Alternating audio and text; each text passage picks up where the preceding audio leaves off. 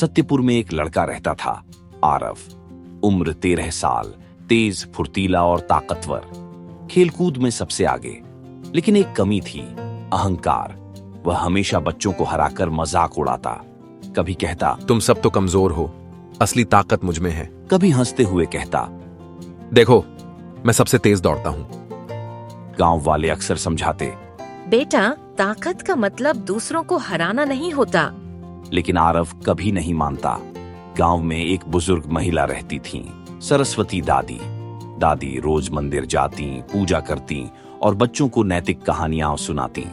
उनकी चाल धीमी थी, हाथ कांपते थे, लेकिन चेहरे पर हमेशा मुस्कान रहती।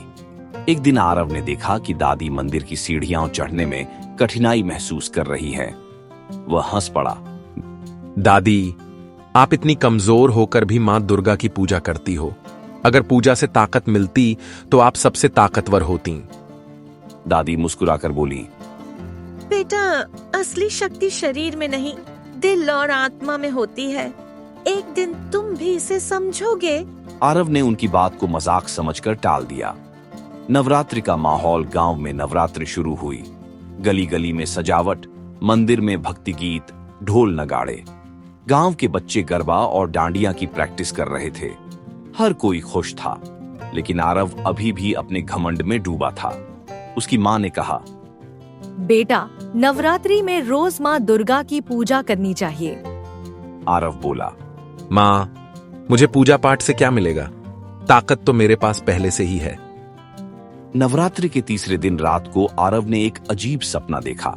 आसमान में बिजली चमकी और अचानक मां दुर्गा प्रकट हुई। उनके 10 हाथों में अस्त्र शस्त्र, सिंह पर सवारी। मां दुर्गा बोली, आरव, तुम खुद को ताकतवर समझते हो, लेकिन याद रखो, असली शक्ति दूसरों को हराने में नहीं, बल्कि उनकी मदद करने में है। तुम्हें यह सीखनी होगी, वरना तुम्हारी ताकत तुम्हें विनाश की ओर ले जाएगी। आरव डर गया। वह बोला, मां दुर्गा, मैं कैसे समझूं असली शक्ति क्या है? मां दुर्गा बोली, कल तुम्हारी परीक्षा होगी। अगले दिन गांव में अचानक तेज तूफान आया। पेड़ गिरने लगे, घरों की छतें उड़ने लगी, नदी का पानी बढ़ने लगा। लोग डर के मारे मंदिर की ओर भागने लगे। कुछ बच्चे रास्ते में फंस गए। डरो मत बच्चों, मैं तुम्हें सुरक्षित जगह ले जाऊंगा। दादी मंदिर की सीढ़ियों से गिर पड़ी। गांव में अबरा तफरी मच गई। आरव ने यह सब देखा। पहले तो उसका मन डगमगाया, फिर उसे मां दुर्गा की बातें याद आईं। असली शक्ति दया और मदद में है। वह दौड़ पड़ा। पहले बच्चों को सुरक्षित जगह पहुंचाया, फिर दादी को उठाया और मंदिर तक ले गया। जब तूफान थमा, सब गांव वाले मंदिर में इकट्ठा हुए। दादी ने आरव का हाथ पकड़कर कहा, बेटा आरव, आज तुमने असली शक्ति को समझ लिया। तुम्हारी मदद ने कई जिंदगियां बचा ली। आरव की आंखों में आंसू थे। दादी, आप सही थीं। असली शक्ति शरीर में नहीं, दिल में होती है। गांव वाले खुशी से बोले, जय मां दुर्गा, जय मां दुर्गा, जय मां दुर्गा, जय मां दुर्गा।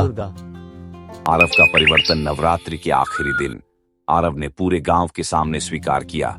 आज तक मैं सोचता था कि ताकत सिर्फ दूसरों को हराने में है, लेकिन अब मैंने समझा कि असली शक्ति दूसरों को उठाने और उनकी रक्षा करने में है। उसने सब बच्चों से माफी मांगी और वादा किया कि अब वह हमेशा सबकी मदद करेगा। उपसंहार उस दिन से आरव बदल गया। वह दादी की कहानियां सुनता, मंदिर में सेवा करता और गांव के छोटे बड़े सबका आदर करने लगा। नवरात्रि के आखिरी दिन मां दुर्गा की मूर्ति विसर्जन के समय आरव ने गंगा किनारे खड़े होकर कहा, मां दुर्गा, आपने मुझे सच्चा रास्ता दिखाया। अब मैं हमेशा इस शक्ति का सही इस्तेमाल करूंगा। नैतिक शिक्षा। असली शक्ति कभी अहंकार में नहीं होती। असली शक्ति है दया, करुणा, सेवा और दूसरों का सम्मान।